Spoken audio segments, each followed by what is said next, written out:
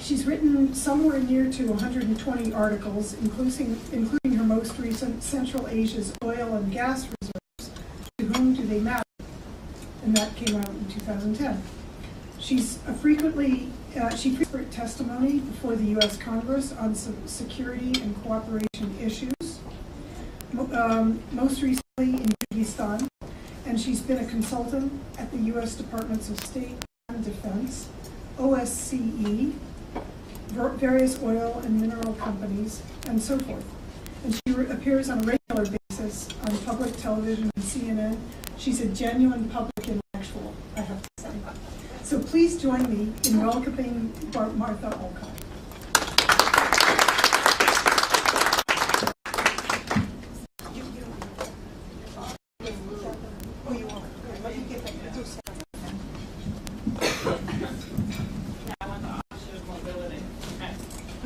It's really a pleasure to be here today, and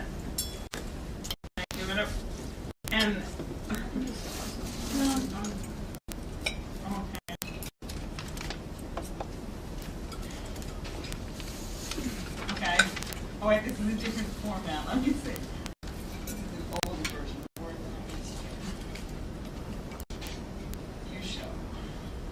Okay.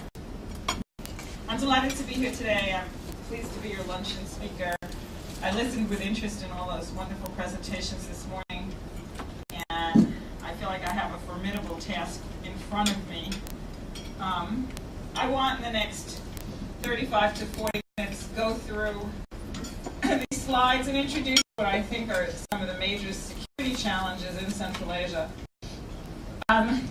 Seeing when I saw how much of the program was devoted to migration and as well as border security issues, I decided that one of the things I want to focus on is partly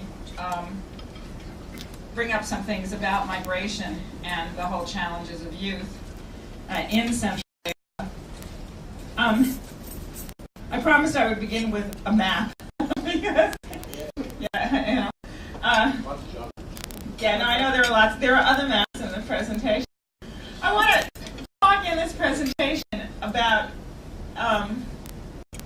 the kind of risks to security and stability in Central Asia. And one of the questions that has come up to me over the last 2 months repeatedly is whether Central Asia is going to be another Middle East. And so I want to kind of address that as I do the presentation.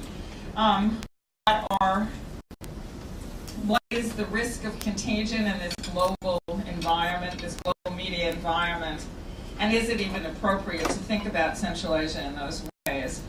Let me start with a map, and I'll go through the slideshow, which as I understand it will be available to people. The map actually, the problem with it is that it's not. I have good maps of each country, but not enough time to go through every one of them.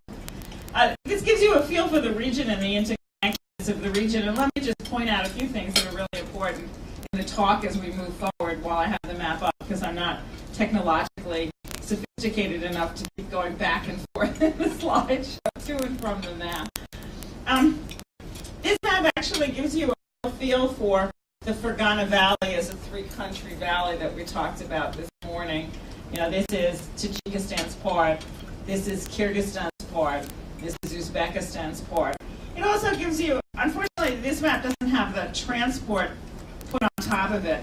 It gives you a sense of the centrality of Uzbekistan to the region. Partly you get the sense of Kazakhstan physically dominated. But Uzbekistan is the only country that borders on all the other Central Asian states. And it's the only country that has diaspora populations in the states. There are Uzbeks on both sides of the border on each of these borders in Central Asia. And that's another thing. You also get a sense of the isolation of the region, physical isolation. It's an entirely landlocked region with Uzbekistan, other than Liechtenstein, the only doubly landlocked nation in the world. And you get a sense of just how close it is to the other arenas of conflict in South Asia, you know, Afghanistan and Pakistan. And of course, Central Asia is playing Uzbekistan, Tajikistan, and Kyrgyzstan at various times critical roles in the ISAF operations in Afghanistan. And the security of Central Asia is very, very much shaped by the security of Afghanistan. going to go more into the show itself now that I've at least introduced the map. I mean, Central Asia's future is really a question of stability, risks, and political transition. I, for one, am really, I have problems seeing that the Middle East, that there will be a great deal of direct impact from the kinds of changes happening in the Middle East to what's going to happen in Central Asia. As somebody who taught Middle East politics for the first 2/3 of my time at Colgate, as well as Central Asia, the whole problem of the basic instability of these Middle Eastern states, these regimes, was something that was a prime topic that we always talked about. So I think with the Middle East, with Egypt in particular, and now Syria on the edge, Tunisia is like a different case. There was always this talk of when would these regimes, when would we begin to confront the instability, the things that political scientists who are specialists in the region, which wasn't me, saw as inherent fragility of the regime. Here's a similar question to Central Asia. For the last 20 years, we've been talking about the likely instability of the Central Asian regimes, that eventually there would be instability. The concern was the instability would be earlier than it has been now.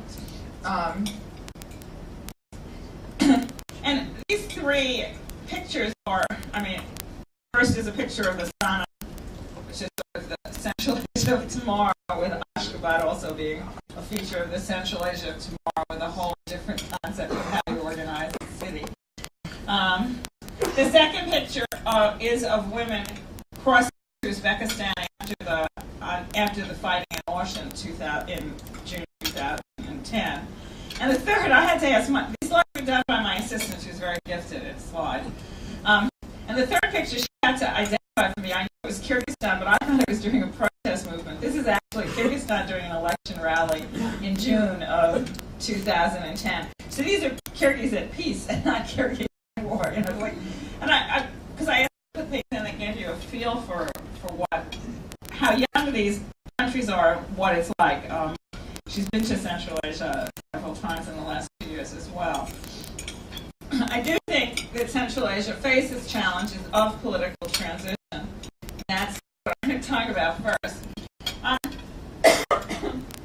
I think that the two defining anchors in Central Asia are the civil war in Tajikistan and then the events over time in Kyrgyzstan. I have a slide about that coming up. I do think that the leaders in the region, and I'm very confident that this is certainly true of President Nazarbayev,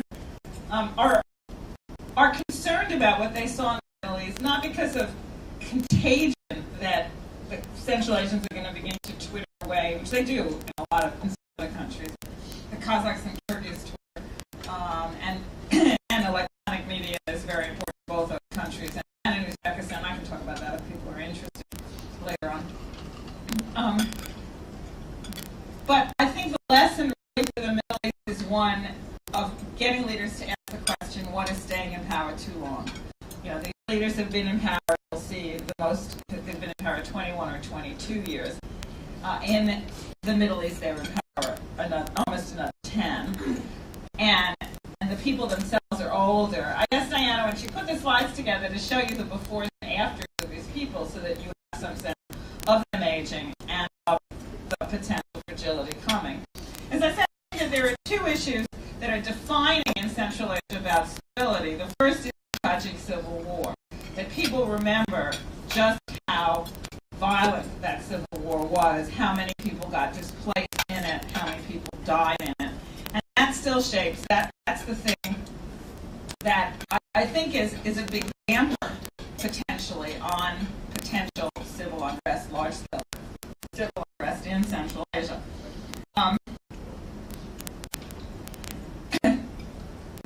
And I think that what's happening in Libya, so if everything had stopped before Libya, then I think you might find a different trajectory of future political development in Central Asia.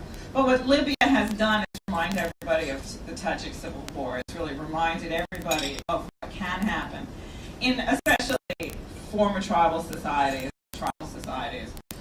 where, so I do think that's really important. Let me just go through the leaders themselves. I mean, you see Rahman. When I looked at these slides, it's somebody who reads a lot of the sports section after talking about how we're doing baseball this weekend. To me, Rahman just looks like Barry Bonds afterwards. It's like, but I actually, in my own defense, I really thought of this when I saw him after not having. I was at a conference and I sat up close after where he spoke a year or so ago, and I hadn't seen him up close in several years. And I do remember the earlier Rahman, and he does look Botox, and he really does. All right. So Rahman has been head of state since 1992, and he came to power during the Civil War.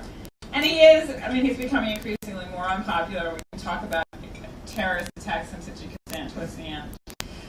Islam Karimov, and I think Diana, did a great job in finding this picture of Karimov, which really shows how he's aged and how much physically frailer he looks now.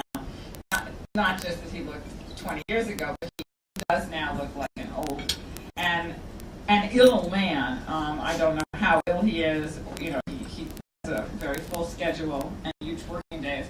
But it's clear, and Uzbeks talk about this. There's ironically much of a discussion in Uzbekistan about succession outside of government offices by people in government, but not they're sitting at the desks. But it is a topic that people are concerned about and participate in discussions of. Ironically, Kazakhstan people don't. It is not socially acceptable to talk about what will happen after Nazarbayev. But in Uzbekistan, people do it all the time, and that's one of the really positive things I think when we think about whether the system will prove robust enough to have a successful transition.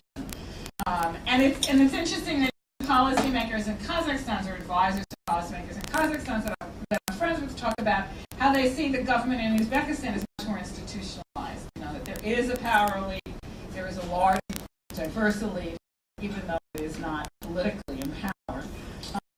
Okay. Again, this is the rest of them. Nazarbayev, too, is a founder.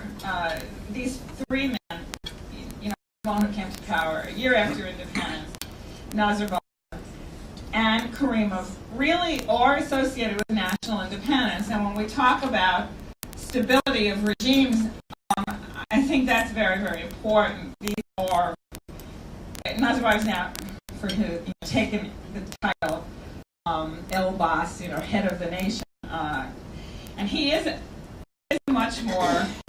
If I say vain, it sounds pejorative, but he's a man much more into ritual style and presentation than Karimov. Out in Kyrgyzstan and everywhere in the region, but Uzbekistan until the government came to power in Kyrgyzstan. So in Turkmenistan, Tajikistan, Kazakhstan, and Kyrgyzstan under Bakiyev, the picture of the leader was really all over. You could just go around the country and see placards speaking to his many successes. Placards that change with the season and the success, so that they were constantly being put up again. In Uzbekistan, you really have no cult of personality, public cult of personality. It's a very different style of democratic regime. It's much more linked to Uzbek nationalism. But Nazarbayev, and he too, he's almost the same age as Karimov, and he too, the stories of ill health of all these men circulate all over, on the web, off the web, in cocktail parties. I always say that I've learned much more about how they function in other settings, than I needed to know. More about their health than I ever found interesting. Then you see Berdi Mukhambetov, who's been head of state only since 2007. I honestly feel that he potentially is that his government is the most fragile of all the governments in the region, that it wouldn't be ousted in it wouldn't be ousted in any sort of revolution, and he would probably die accidentally. If there was ever a coup, it would never be labeled a coup. So it's not the risk of security, it's not a security risk to one's neighbors, but that this really is a potential really very unstable regime. There's been a lot of change of personnel in the past year, more than the 2 years previously, or 3 years previously. And it's a real misnomer in the case of Turkmenistan to look at the relationship in the gas sector of Turkmenistan, Turkmen-Russian relationship, and see this as indicative of other relationships. Russia's relationship in the security sector, the internal security sector, is still quite strong. It's not a topic you can go there and interview people on. But my sense is that he does not fully control and could not fully control his own internal security apparatus. And then you have Rosa Otunbayeva, who became head of state in 2010 and will only serve until December 31st of 2011. She came to power through a referendum, and in the terms of that referendum, she's barred from going any further. And it is her intent to leave office after then, and she's determined to create the example not just of the first female leader in Central Asia, but the first person to leave office voluntarily at the end of their term. I do think if you talk about how people in the region orient themselves, questions of security, political risk, it really is Kyrgyzstan is always in the background. And let me go quickly through Kyrgyzstan's political history with you to make the point that people in the region, the other leaders of the region, the elites in the region orient themselves around Kyrgyzstan. From the very beginning, when Oscar Akayev came to power, he was elected in 1991, but he came to power in 1990 when the Communist Party of Kyrgyzstan, voting in the Supreme Soviet, refused to elect the head of the Communist Party, head of the country. So this was October 1990. So already you have a situation where Kyrgyzstan signaled itself as different, and it was he was never fully accepted as equals by the other presidents for that reason. He committed himself to democracy as he was the Thomas Jefferson of Central Asia,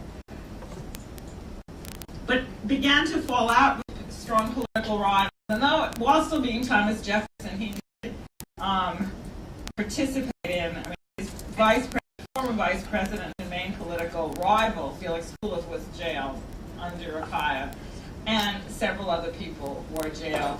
In the Tulip Revolution, Akayev was ousted and Kurmanbek Bakiyev came to power. I just want to say a bit about this because I think it is important. Two things about it were important. One, Akayev had plans to leave office in 2006, and he was ousted just within a year of planning to leave office. And one of the things that he wanted was a parliament that was very pro-Akayev, that would protect him when his term was over. And there were falsifications and problems in the parliamentary election.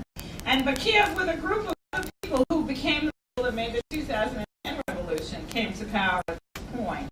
He then began moving against the people that came to power with him, and he refused.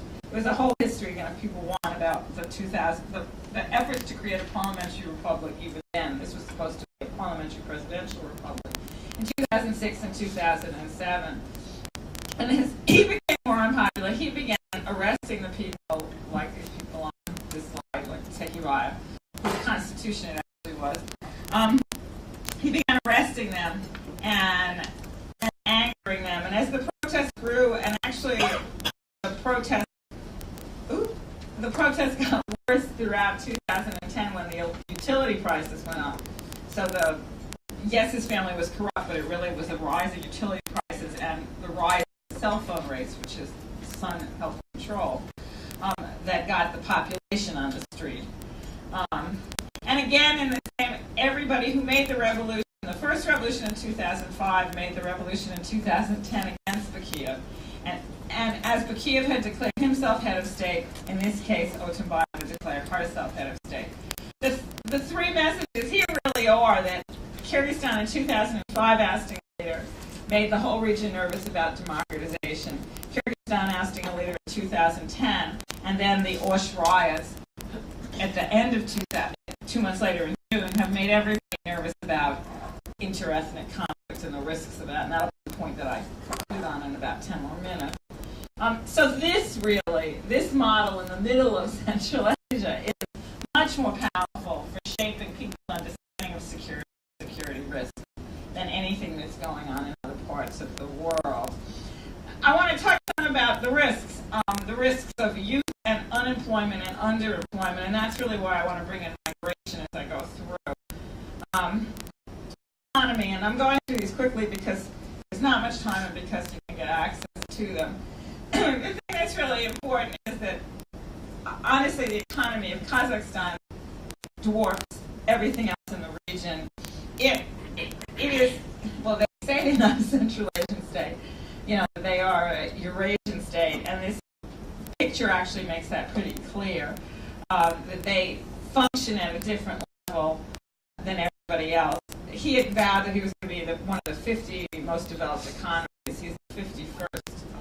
The thing that this doesn't do is show size of population. So Kazakhstan has roughly half the population of Uzbekistan, and has a GDP 5 times larger, better than 5 times larger. Kyrgyzstan and Tajikistan practically don't have GDPs. They're so poor, honestly, that their GDPs are smaller than most people's debts. Their debts even in small countries. Unfortunately, I'm not being sarcastic. Per capita income, this is still 2008 figures. That again, you see the GDP per capita. Again, the very dramatic differences. Turkmenistan and Kazakhstan are considered middle-income countries by the World Bank, whereas the other 3 countries are not. They're lower-income countries. Turkmenistan is just a lower middle-income country. Kazakhstan now is a middle-income country, and that makes it in a place where a lot of the new economies of Europe are.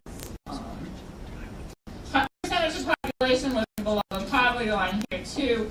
But the statistics are no statistic is wholly realistic, and the years that we have for this don't match up. But again, poverty is a huge problem throughout the region. And part of the poverty, this is the 2009 standards take a different.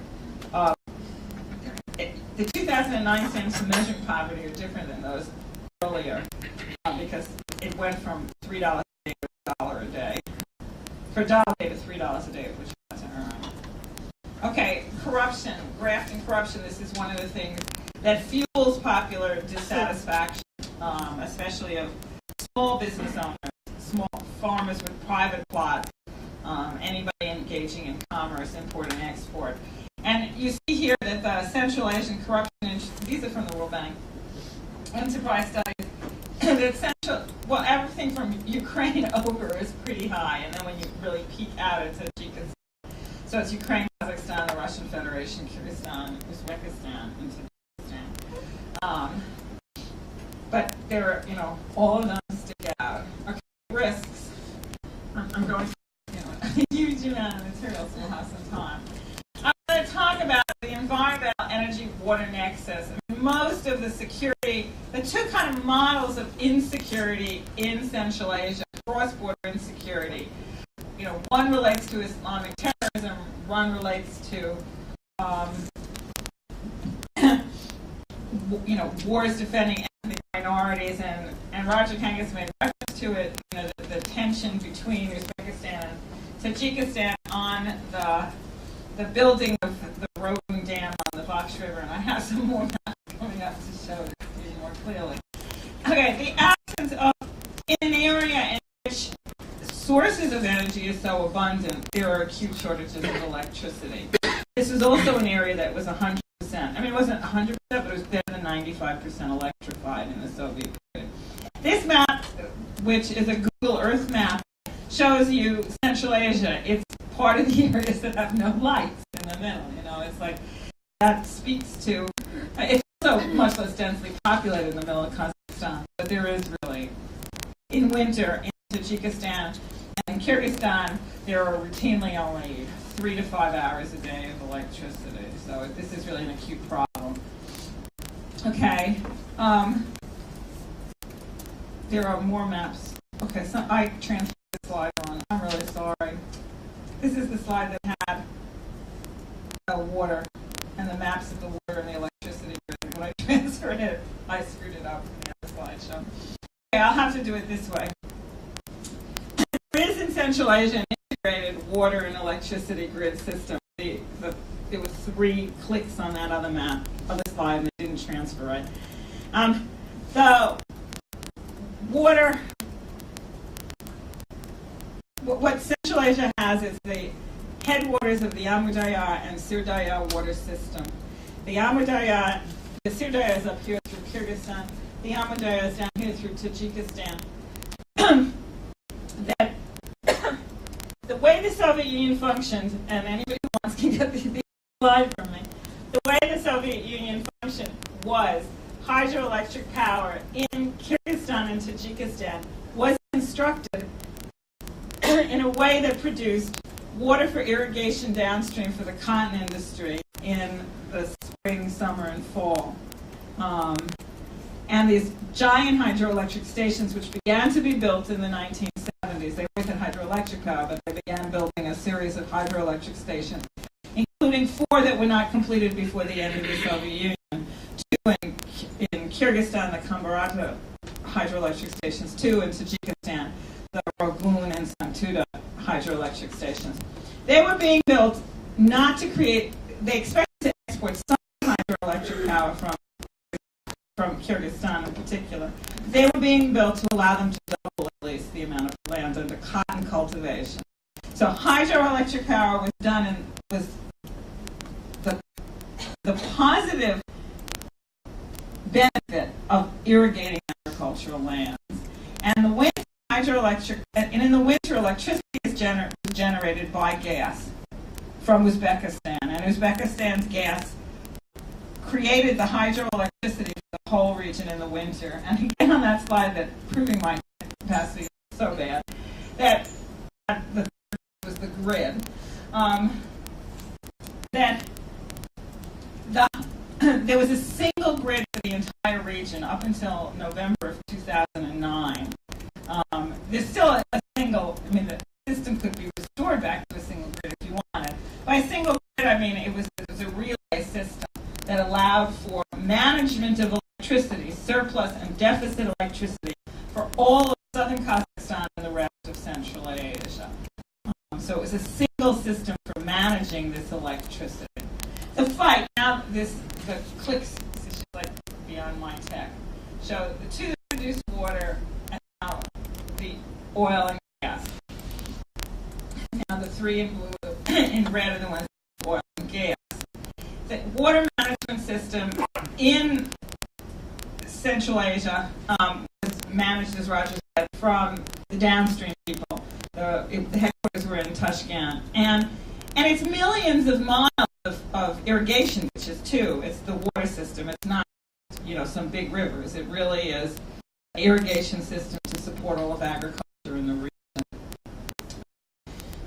When the countries became independent, the water-producing states did not get paid for their water, and the gas-producing states got paid for their oil and gas. And here Uzbekistan always gets a bad rap, I think, unfairly, actually.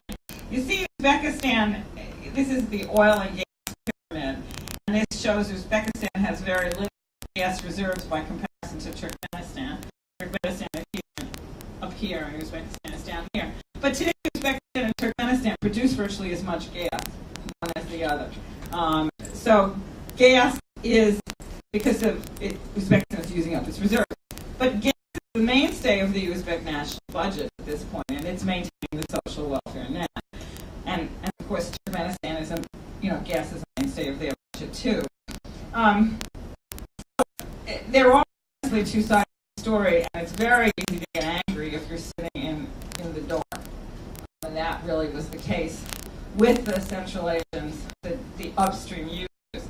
I want to say one more thing about the hydroelectric plants before I go on to youth, which is the penultimate set of points. The hydroelectric plants, I've done a lot of work because I'm writing a book on Tajikistan on hydroelectric power. And these hydroelectric plants are not going to solve the energy problems of the 2 countries that want to build them extensively. Because hydroelectric, just like developing gas, really requires an economic model that works. I don't mean an economy of the whole country. I mean that you borrow a great deal of money to build a hydroelectric station, and you have to be able to recover the costs of it. And if you haven't reformed your electricity sector, and you have people paying anything resembling the price of the production of electricity, and you haven't identified market to sell your hydroelectric power to, and you don't have long-term contracts, then you aren't getting the money back. And so this is really part of political myth-building that's going on. And the reason, so even Tutor, which has been built now in Tajikistan, is not operating at full potential because it cannot recover the cost of production of the electricity.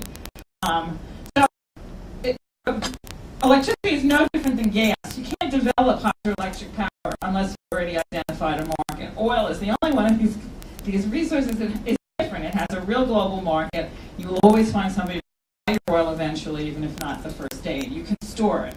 You can't store these other things meaningfully without it costing you a lot.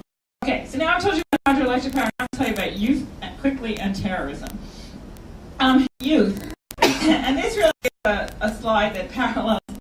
It shows you Egypt in comparison. This looks just at the population aged 15 to 24, the population that is most prone to express its dissatisfaction. And as you see, every place but Kazakhstan, there's an enormous bulge in this peer group, 15 to 24-year-olds. And the population of 4 countries in Central Asia in that regard is younger than Egypt. The birth rates are still higher than Egypt. And so that if we had a table that showed everybody under 24, it would be even more pronounced to the Central Asians. But yes, there is definitely a problem coming. And here I want to talk about migration before I talk about terrorism, because I honestly feel that migration is a much bigger potential solution. It has been the major solution to Central Asia's unemployment problem over the last 12 years. And since 1998, Russia's recovered from the financial crisis. Okay, here's the population. Russia's population is falling. Central Asia's population is not. You have slower increase rates in Central Asia. These had the highest birth rates in the Soviet Union and some of the highest birth rates in the world in the 1980s. So the Central Asian birth rates have slowed down, but they are not. You are still in population increase. You know, you're just not in population doubling every 10 years or 20 years. But the increases continue to be substantial, and the Russian drop-off is very high. Migration has been a basic source of survival in Central Asia in 3 countries: Tajikistan, Kyrgyzstan, where it is really the most important source of survival, and in Uzbekistan, where it is an important source of survival. The next one shows remittances as a portion of GDP, and we don't have a good chart for the whole region prior to post-2004. 2008 is more dramatic. I'm sorry, we just haven't had time to do it ourselves. By 2008, in Tajikistan, before the Russian crisis, remittances for migration were accounting to close to 50% of the country's GDP. Clear incomes. Again, with some estimate of the undeclared part of the incomes. In Kyrgyzstan, it was about a third. In Uzbekistan, again, figures are substantially lower, and you have to pretty much double everything that's here between 2000 and 2008. And the increase in migration, increase in the value of remittances is a direct product of the robustness of Russia's economy. When Russia's economy is most robust, the remittances are larger. And there's a lot of abuse of the population. There is a lot of literature on the migrants focuses on official estimates of migration, total migration from Central Asia and the Russian Federation. A lot of the discussion focuses on the abuse of the migrant population by Russian officials, corrupt Central Asian officials, especially Tajiks, and a lot of cases people like not much better than prison labor. But there's also a lot that the Russian Federation has done in the last several years to try to get this migrant population to become Russian citizens. So it's really, again, on this story, there are definitely 2 sides. The Russian Federation could do a lot more, but the Russian Federation is moving towards a policy of granting citizenship to those migrants with good Russian language skills, especially, who are from the countries that are part of the STO, any cooperative agreement state. And in fact, the point of departure for Uzbek refugees from southern Kyrgyzstan has been Russia. The point, where they're trying to go has been the Russian Federation and not Uzbekistan itself. But Russian language use and instruction is decreasing throughout Central Asia, and that's going to have an impact on the economy. And virtually all the international assistance that comes into the region for education goes only to national language education. In the case of the U.S. assistance, U.S. language education as well. The Russians have only recently gotten to the position. They tried to push Russian language education. At the beginning, people saw it as a way of trying to keep Russians in the region and assert Russia's influence. And it was very much rebuffed. And now, in the last 2 or 3 years, it's been very well received. There is more demand for Russian teachers than the Russian Federation has been able to supply or fund. There's also a lot of corruption on both sides of that. I always joke that when I retire, if I don't have enough money, I'll go teach Russian in Uzbekistan because the need is so great that even my Russian will be acceptable to them to teach. But right now, there's a real premium on paying people, and people do earn relative to other things in the economy really decent money for doing Russian language tutoring. So this, as I say, this is a potential solution, a partial solution, and the capacity of the Central Asians to take more advantage of the opportunities in the Russian market are directly related, directly to their ability to speak and write good Russian. Terrorist attack. Now, again, this whole question, this will be my very last point. The whole question is whether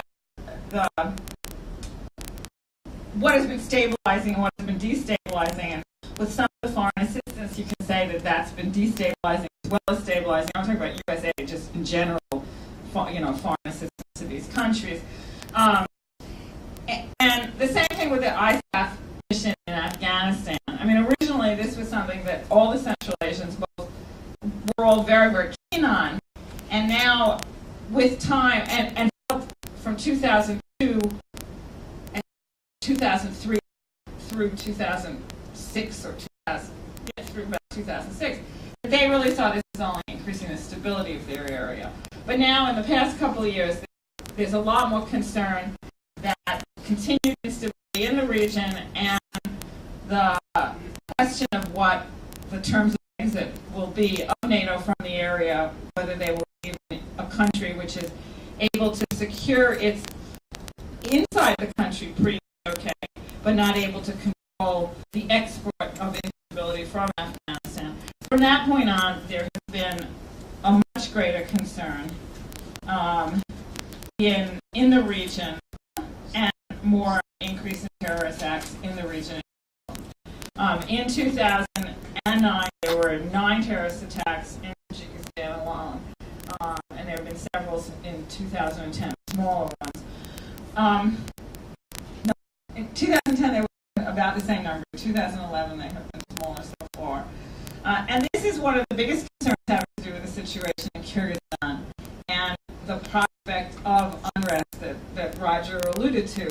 If there would be unrest again, or if there were unrest at the time where you had a regime change or transition period in Uzbekistan, then the prospects, the concerns are really great. So I kind of feel we've come full circle.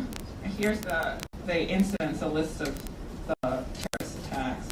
A lot of this comes from what Sanderson and Kimmage did.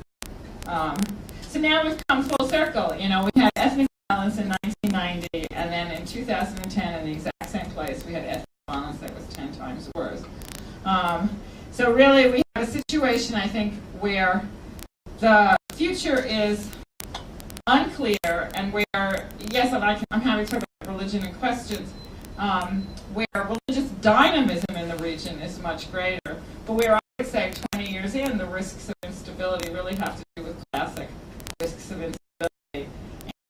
And will, in no way, I don't think, the triggers will be religious, but certainly if the triggers are religious, it'll play out much more as it was in Tajikistan, where there are a complex set of factors and a complex set of forces. That religion may well play the role as stabilizer, but it's not likely to play the role of causing problems that are unresolvable. Thank you.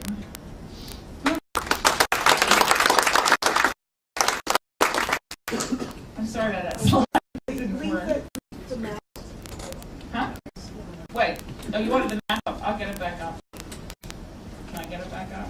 No.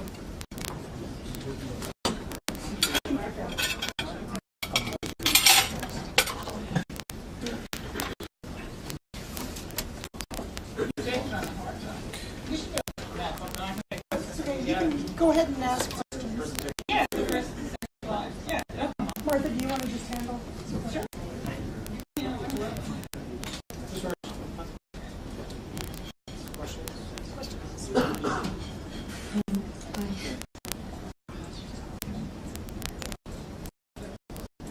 Want me to view this? Or is this good enough? Okay.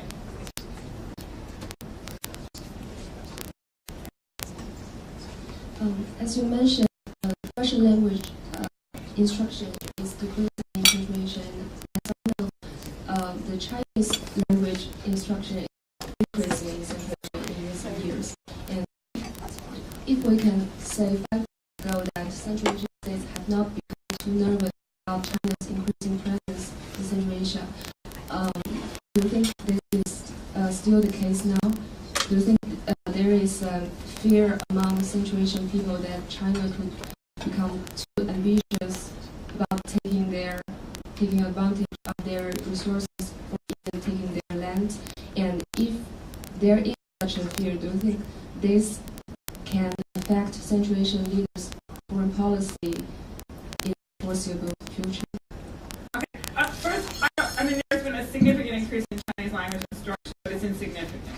You know, it's completely insignificant in Central Asia, partly because it's at a very low level, and language is so difficult.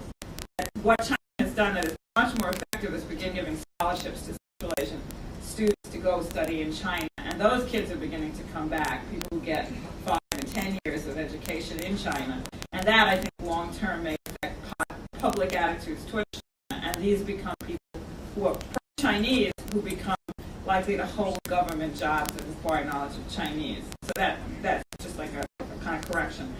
But in general, China's presence has increased dramatically in the region. It is something that makes every state in the region except Pakistan uncomfortable with in some form or another, and not anything that they're able to effectively deal with given the size of China's economy and its economic presence in the region.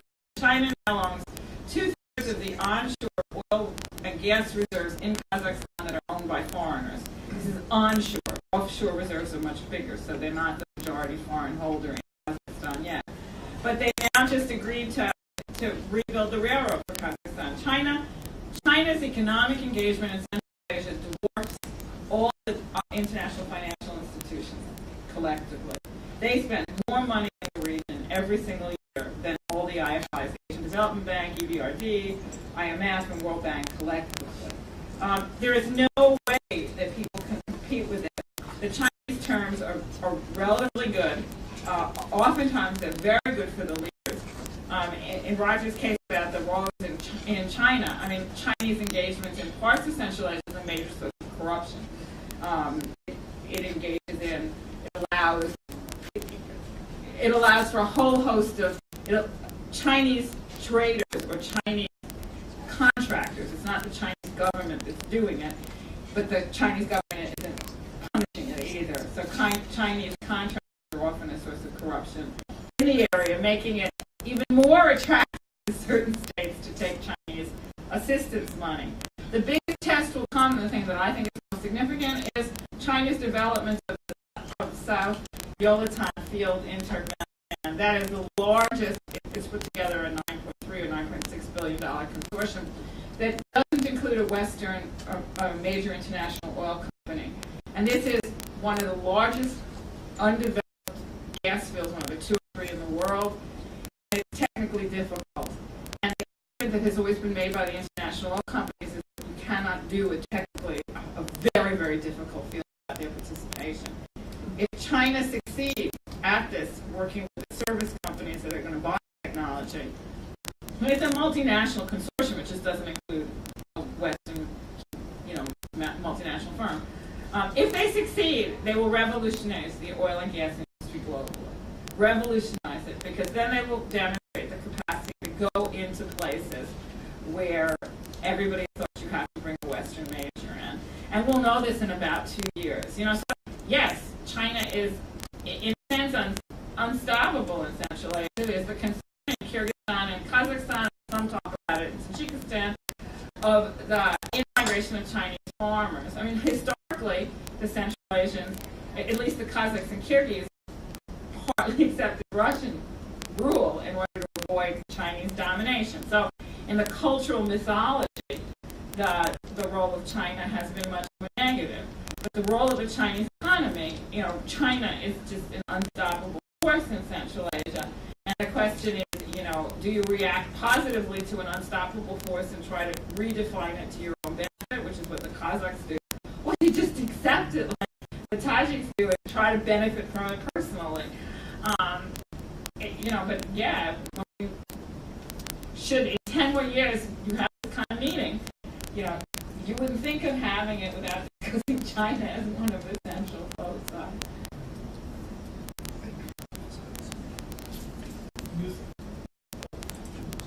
You said that in Uzbekistan, the regime, while repressive, very repressive, is more institutional, if I understand it right. While in Kazakhstan, much more personality-based and so on, and both leaders are old and so on. What could you speculate for the succession? What would that mean for the future? For prospect? Well, Kazakhstan is both men. One is 71 and one is 73. Both men are trying to. Both men will make some effort at succession in their lifetime. So potentially, it's designating successors. So I think that right now, if Nazarbayev died suddenly, there would be a period of. It would be hard for the Kazakh elite to settle among themselves on who his successor would be. Karimov died suddenly, there's more of a chance of the Uzbek elite agreeing among themselves who the successor should be. That's kind of what they mean by saying institutionalized, that there are people that have to be consulted, that there are mechanisms, and there are mechanisms by which Uzbeks use non-governmental channels to communicate with each other. The social and traditional culture is just so much richer there. There are a lot of men's institutions that still remain. So how do you get people from different parts of the country that don't overlap to work out their competing interests is going to be the challenge. But that's one of the things that, that there is, that the Uzbeks are working towards. That doesn't mean they'll get there. In both countries, the likelihood is the person who is the next prime minister is likely to be the next head of state. That's the model that both countries are moving towards. Using the prime minister's position as a way to prime a potential successor. Both countries are increasing the powers of the prime minister. Both countries are trying to increase the powers of parliament to debate policy issues so that the parliaments of 2020 or 2030 will be capable of choosing successor leaders.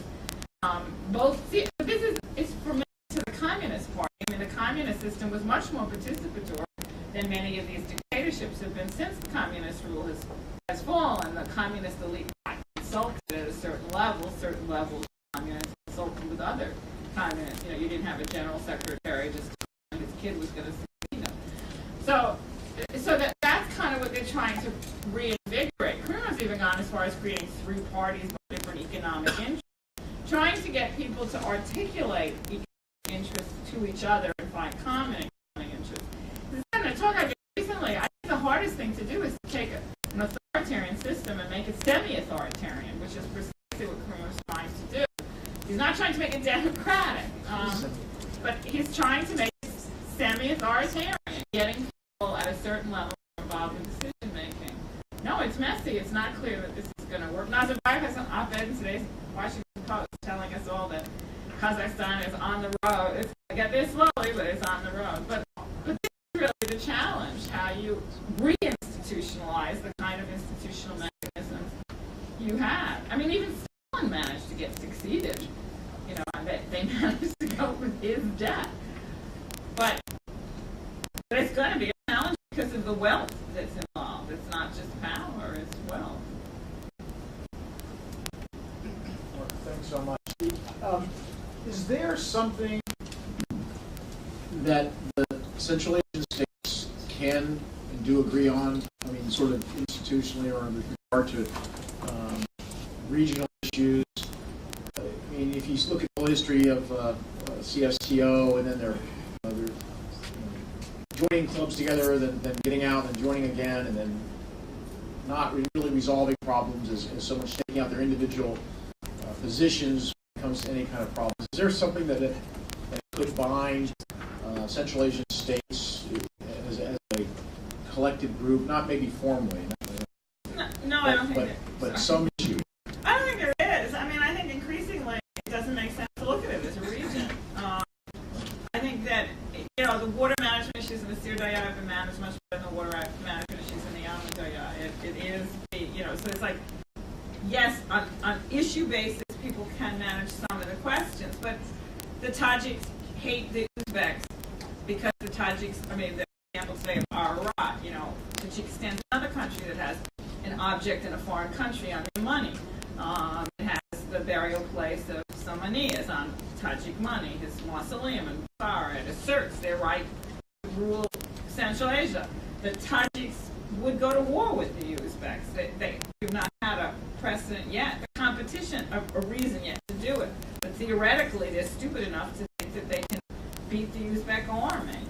And they'll tell you that seriously, people in the defense establishment and stuff. Doesn't mean that's their first choice. But the hatred and competition between Nazarbayev and Karimov is really acute. Some future leader may feel different. The Kazakhs take great pride in the fact that a lot of Uzbek migrant workers work as maids in Kazakhstan. It's a sign of being really upper class to have an Uzbek nanny today. It's like a sense of we're subjugating them, but they're terrified that when Karimov dies, the Uzbeks overnight will become highly successful and overtake Kazakhstan economically. It's just impossible in the next decade that could ever occur, even if they overnight change their whole approach to the economy. Kazakhstan increasingly doesn't belong with the rest of Central Asia, economically and in terms of its orientation internationally. So I think over time we're really going to find the region there's no there there. There'll be states that will have dealings with each other. The Russian language for another generation will be very important for employment. If Russia got their act together and could figure out how to long-term use this labor force more effectively, then yeah, you'd have Russia itself can serve as a constellation for continued a degree of continued economic unity. No, I see it as a kind of false, it's a false constraint put on them by the outside. The Uzbeks certainly aren't interested in it. They would like, they're both isolationists and expansionists simultaneously, but they also see themselves, as trading with Korea, in partnerships with Korea. They don't have any interest in partnerships with the Kyrgyz or the Tajiks. So my big question is, what does that mean for area studies? Well, I have a while ago felt that we really need much more. When people tell me that they want to do area studies after college, I think area studies belong at the university level, but I tell young people to go get PhDs in developmental problems. If you're really interested, we would have gone so far as a sub-discipline, whatever, if we had understood more about hydroelectric power. You can't have opinions about water management if you don't understand the economics and the technical side of it. And we increasingly, and Washington's even worse in that sense, it's like everybody has opinions on geopolitics and nobody has the details of how you actually build a hydroelectric station, what it means to live without electricity, what it takes to make a gas project work, But people need that information to make meaningful choices and to engage meaningfully. Yeah, I think language knowledge is really critical. But I'll say my last is a really harsh thing. And it's not even area studies. It has to do with the whole focus on national language development at the expense of educational system development. That so much money has been, in my mind, just wasted on not focusing on educational issues rather than salvaging primary and secondary education in the region. It's like so much international money, especially source money, private money particularly, has gone towards perfecting the ability to teach physics. Well, it's just much more important for kids who have basic good math and science all across the country from school years. If you're going to have a nation development to spend all the money on national language development, language will continue to develop and flourish over time. But cutting people off from education and then cutting them off from world culture is the language they have, which is what people try to do with the Russian. Is away as a language that for political reasons, and the people who are taking it away, were multilingual, trilingual, some quadrilingual. It just, so it's like it's tragic to go to Central Asia and have somebody who's in his 50s or 60s tell you how sad he or she is about the children living in rural areas, that the children's life chances are so much depleted over what their own life chances were. The independence is what the retraditionalization of these countries. And you have countries that had 100% literacy, that had 95% electricity, that had the ability to get medical care and to vacation on 6 Earth's surface. You can't get a bus from one Tajikistan to another. It takes 15 hours and a salary to go round trip from somewhere in Tajikistan in today's world. The bus stations that are just becoming overrun with weeds. You have virtually no transport in some countries. Still in Uzbekistan,